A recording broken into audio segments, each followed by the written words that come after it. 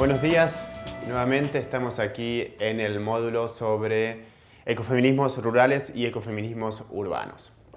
Anteriormente habíamos hablado de que a nivel teórico existen dos tipos de ecofeminismo, el ecofeminismo esencialista o espiritualista y el ecofeminismo constructivista, en relación a cómo trabajan el vínculo entre mujeres y naturaleza. Sin embargo, el ecofeminismo a nivel general plantea o cuestiona o teoriza el impacto que tiene la destrucción de la naturaleza sobre las mujeres y sobre los cuerpos de las mujeres. Y aquí entonces introducimos la idea de cuerpo como territorio. En una dialéctica, si se quiere, en un ir y venir del cuerpo-territorio, podemos estar pensando de que los cuerpos habitan determinados territorios y al mismo tiempo estos cuerpos se configuran como territorios. Los cuerpos siempre son también representación del cuerpo, pero no todo lo que se representa del cuerpo es el cuerpo, ni todos los cuerpos son representados. Hay una representación casi siempre heterosexualizada del cuerpo, e incluso genitalizada, pero hoy en día podemos seguir también los lineamientos de Silvia Federici, quien en un texto muy famoso sobre el proceso de cacería de brujas, el título del libro es Calibán y la bruja, mujeres, cuerpo y acumulación originaria, ella comienza a trabajar la idea de que el capitalismo en las fases de globalización, cada vez que promueve expandirse, genera en su acumulación originaria, siguiendo a Marx, genera una explotación no solo de la naturaleza, sino también de las mujeres. ¿Por qué hablamos entonces otra división entre ecofeminismos rurales y ecofeminismos urbanos? A nivel histórico podríamos hablar también de un ecofeminismo clásico, en los años 70, cuando Françoise Dobon está observando este grupo de feministas luchando por temas ambientales. Muchos grupos también, si se quiere, de clase media, que ya tenían sus necesidades básicas satisfechas, por lo cual la temática ambiental podía estar teniendo cabida en sus demandas. Un ecofeminismo clásico a nivel histórico. Luego vendría el ecofeminismo espiritualista, principalmente con Vandana Shiva, y finalmente el movimiento constructivista. Ahora bien, otra distinción, otra división, otra clasificación es la de ecofeminismos rurales y urbanos. ¿A qué nos referimos a esto? Cuando hablamos del curso también de trabajar las cuestiones de género, ambiente y sexualidad en contextos urbanos y contextos rurales, implica esto. ¿Cómo son explotados? ¿Cómo son trabajados? ¿Cómo son considerados los cuerpos en contextos rurales y los cuerpos en contextos urbanos? En 1934, en un Congreso Internacional de Arquitectura que duró aproximadamente 20 años, después de la Primera Guerra Mundial, se formula lo que se llamó la Carta de Atenas. La Carta de Atenas perfiló lo que hoy tenemos en nuestro esquema mental y físico como las llamadas ciudades modernas. Nuestras ciudades hoy en día, tanto pequeñas como grandes, están esquematizadas en base a esta carta, que lo que hizo fue dividir a la ciudad en determinadas funciones. La función de habitar, es decir, el espacio residencial, la función de recrear, el espacio de ocio, la función del trabajo, el espacio donde se realiza la actividad laboral, y la función de circulación entre esos tres espacios. Ahora bien, el capitalismo anualmente, según Harvey, genera un excedente económico que lo reinvierte en urbanización. Las ciudades se agrandan, las periferias quedan al centro y tienen que volver a ser excluidas, las personas son relocalizadas en contextos periféricos, y si las ciudades se agrandan, implica que las distancias aumentan, y esas distancias repercuten mayoritariamente sobre las mujeres. ¿Por qué? Porque aún las mujeres siguen teniendo mayoritariamente a cargo todo lo que es la economía de cuidados. Y en uno de los textos que proponemos, en el cual existen diferentes definiciones, se pregunta esto: ¿qué es el trabajo de cuidados? Y define: es un trabajo realizado principalmente por mujeres, cuyo objetivo es la satisfacción de las necesidades, implicando una fuerte componente afectiva y relacional, que se caracteriza por la realización de múltiples tareas al mismo tiempo y por la polivalencia de los conocimientos necesarios. Además, es un trabajo gratuito e invisible.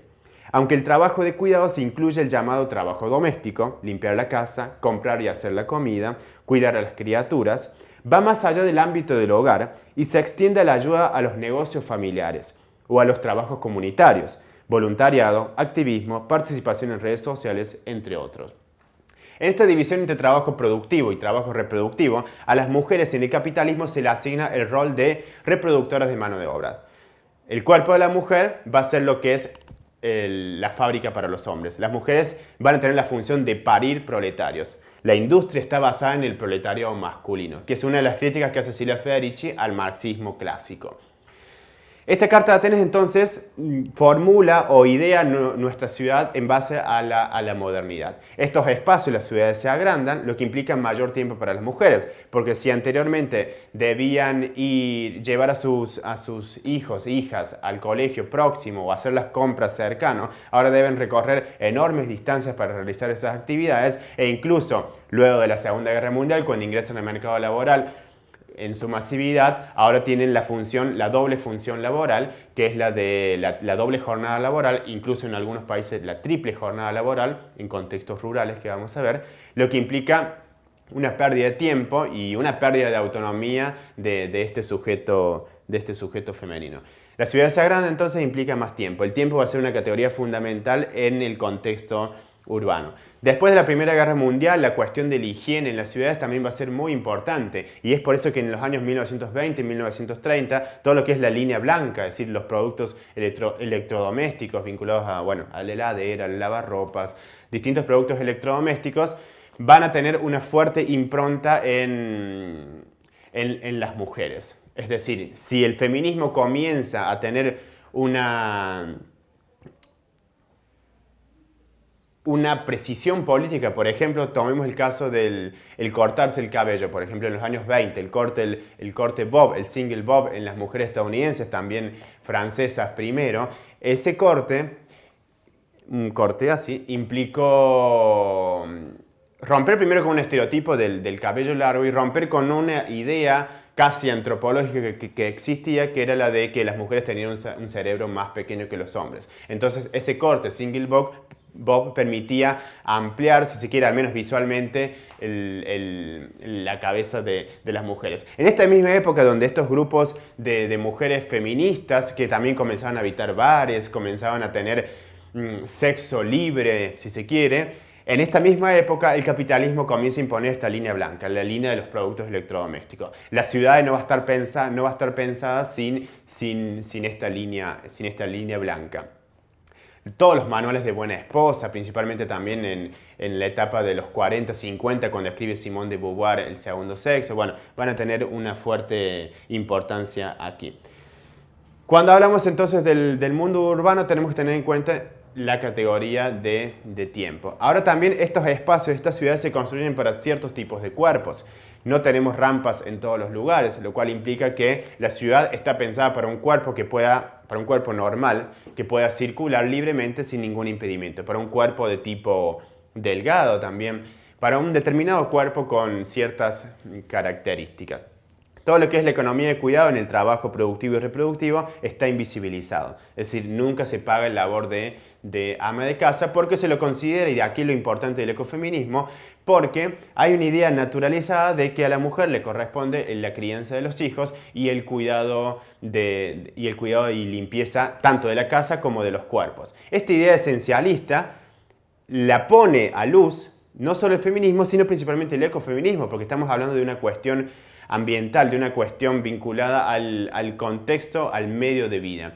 El trabajo remunerado siempre va a ser el trabajo del varón, el trabajo en el espacio público. Y de hecho los trabajos, el mercado laboral no está pensado para el ingreso de las mujeres a esos puestos, porque no hay jardines en todos los trabajos. Cuando hay jardines, esos jardines implican dinero o implican un tipo de horario que no permite compatibilizar el trabajo de cuidados con el trabajo remunerado. Entonces hay una serie de hechos de las ciudades, de la circulación, de las fronteras mismas que no permiten que las mujeres puedan adquirir esta supuesta libertad que logran cuando ingresan al mercado laboral.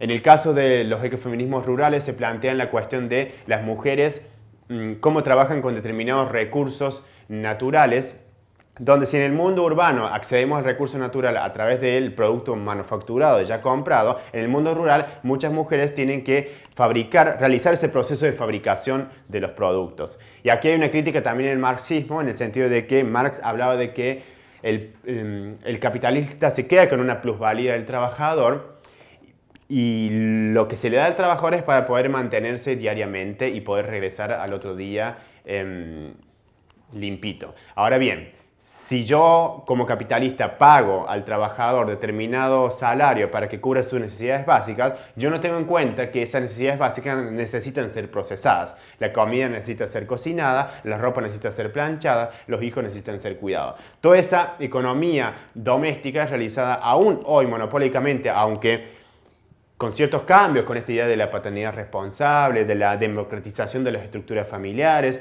Sin embargo, aún el monopolio, y podemos verlo mucho más fuertemente en otros países, sigue siendo aún estando a cargo de mujeres. Pero estos productos manufacturados que nosotros podemos acceder en el mercado, en un supermercado, no son fáciles de acceder cuando hablamos de contextos rurales. En contextos rurales las mujeres deben trabajar esos recursos, deben producir la comida, deben hacerse cargo de la economía doméstica y deben también trabajar en el campo, por decirlo así.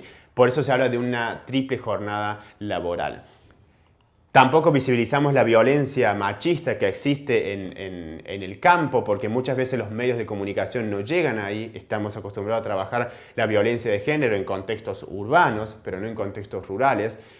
Entonces, si tenemos en cuenta, por ejemplo, las mujeres de India, las mujeres también aquí en América Latina que realizan la producción agrícola, que tienen que ir a recoger agua, que tienen que ir a recoger leña, que tienen que realizar una serie de actividades que se vinculan a los recursos naturales, entonces por eso se habla de ecofeminismos rurales. El ecofeminismo a nivel general entonces tiene también, si se quiere, una impronta anticapitalista y en ciertos casos antiurbana. Siempre que hablamos de feminismos y también en este caso de ecofeminismos, hay una multiplicidad de esos tipos de feminismos. Lo interesante del ecofeminismo es que es una teoría en construcción y que pone en juego dos modelos de pensar que son casi opuestos. En el feminismo no hay una univocidad, sino que hay incluso demandas contradictorias. Si analizamos, por ejemplo, la marcha de Ni Una Menos, vemos que la multiplicidad de demandas tira para todos lados. Desde lo que es la violencia de género específicamente, como lo que es, por ejemplo, el derecho al aborto o la despenalización del aborto. Hay muchas de esas demandas que son incompatibles. El ecofeminismo espiritualista o esencialista lo que permite, a través de esta idea de la madre, de la maternidad, es pensar que si bien como feministas podemos, o las mujeres pueden, y también Bárbara hablaba de que no es posible ser hombre feminista, porque si es hombre, esa categoría implica ya una posición con el feminismo, pero sí puede ser un sujeto feminista, pero la categoría hombre es la que se pone en tensión.